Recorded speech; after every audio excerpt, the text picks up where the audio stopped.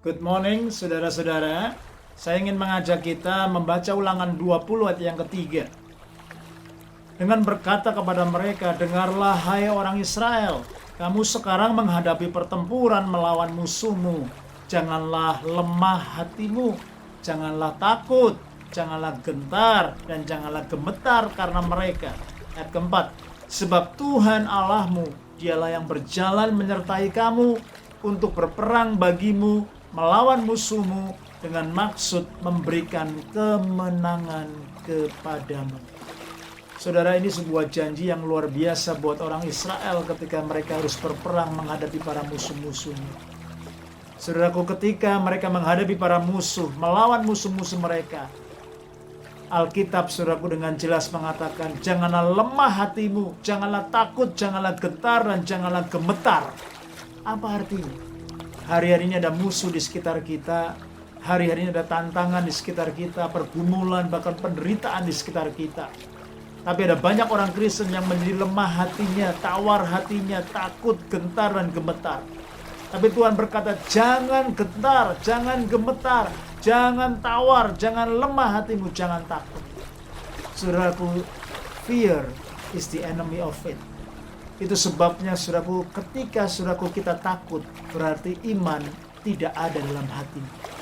Ketika saudaraku, iman saudaraku tidak ada, maka fear saudaraku menguasai hati kita. Hati kita menjadi lemah, menjadi tawar, takut, gentar, dan gemetar.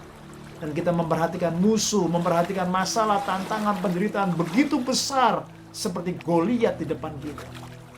Tetapi saudaraku, bagaimana kuncinya supaya kita nggak takut, nggak gentar, nggak gemetar, nggak tawar, nggak lemah hatinya? Lihat ayat yang keempat. Sebab Tuhan Allahmu, dialah yang berjalan menyertai kamu.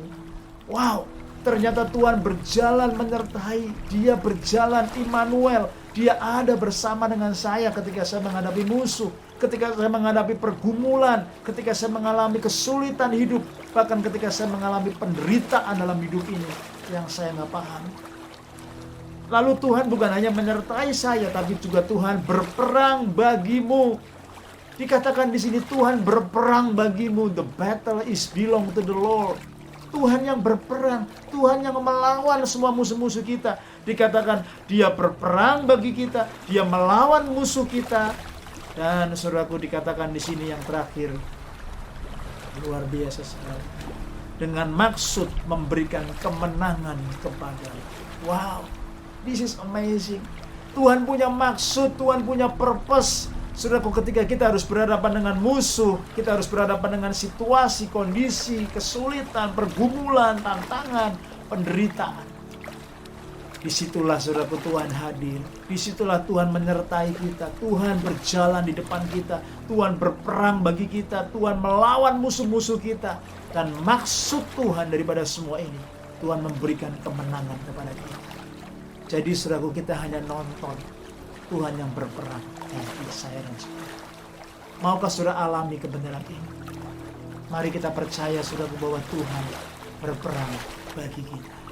Stay strong and stay blessed.